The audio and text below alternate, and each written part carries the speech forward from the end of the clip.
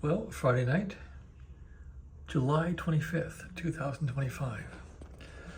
Some people have dates, they have dinner with their wives, they have boyfriends, girlfriends, they go out and have fun. Not me tonight. I've been wrestling with this national power supply that I bought, the NCX-A power supply. And that's the schematic for it. It's not very complicated, but what a nightmare. So before we get into it, I'll show you all the parts I took out. That is the tail of woe. These two capacitors measured in at about 50 microfarads, maybe one of them was 60. They're supposed to be 80. These resistors here, there's a whole pile of those there. Those couple were open. I don't know. Here's all the high voltage diodes. Most of these were open and leaky. Nothing was shorted.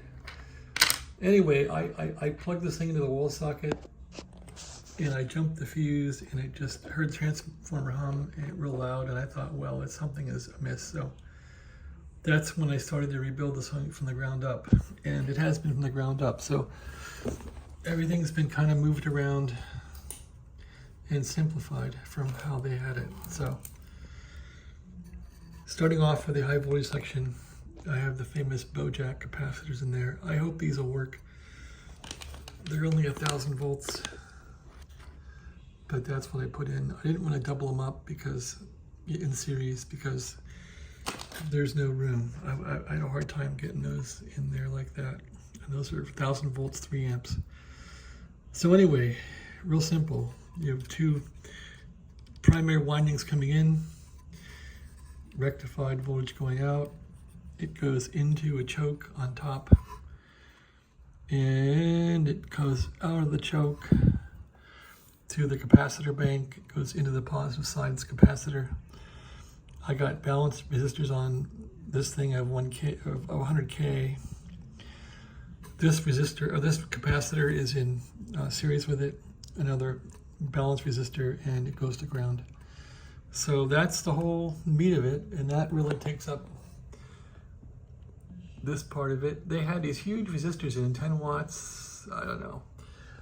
Since I've used these in linear amplifier power supplies before, and for the SB220, SB221, I've sent out these boards with these capacitors and 100 ohm or 100K resistors, and I probably sold like 6 of these. No one has said they've blown up or anything, so I figured it was a good recipe. So that's what's going on there. All right, so that's a high voltage. We rectify here with these two leads, rectify high voltage out into the capacitors. These are 220 UF at 450 volts, so really when they're in series you get half of that, so these are about 110 UF. With these in series you only had you had 40 UF, so it's going to be a little smoother and maybe a little punchier on sideband. So anyway, that's about it. This stuff goes out to a red wire, which is here. And that red wire goes out to the Drake. So that's the high voltage wire. That's 200 volts. Now, they have the sneaky little center tap, and this damn thing is all blue.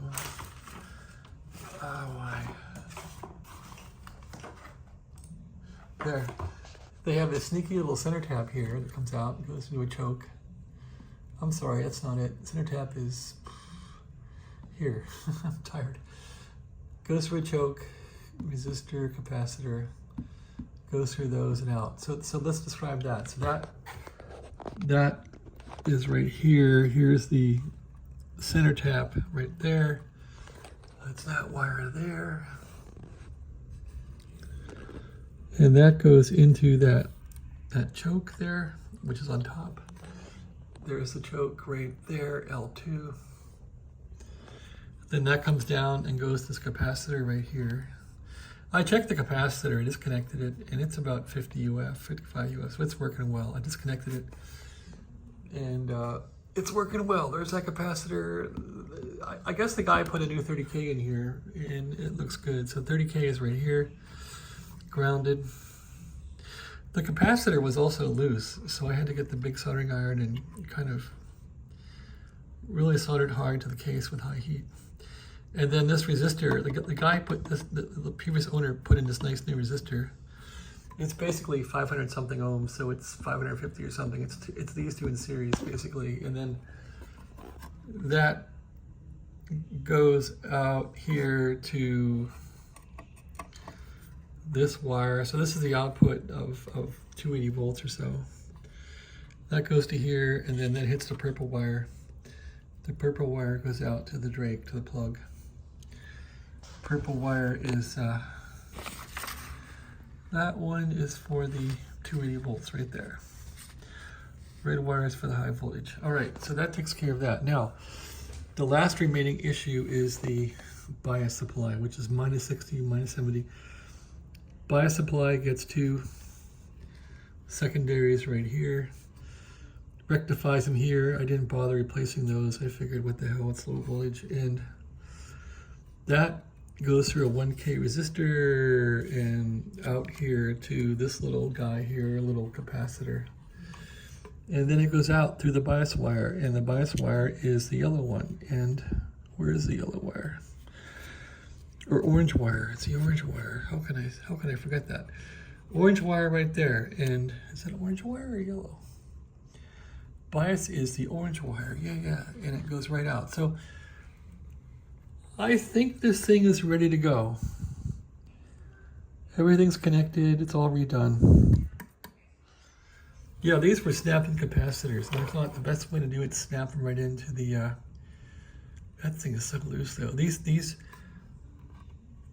terminal strips are so frail from all the heat because they had these big resistors here and they were all making heat and smoke and everything else.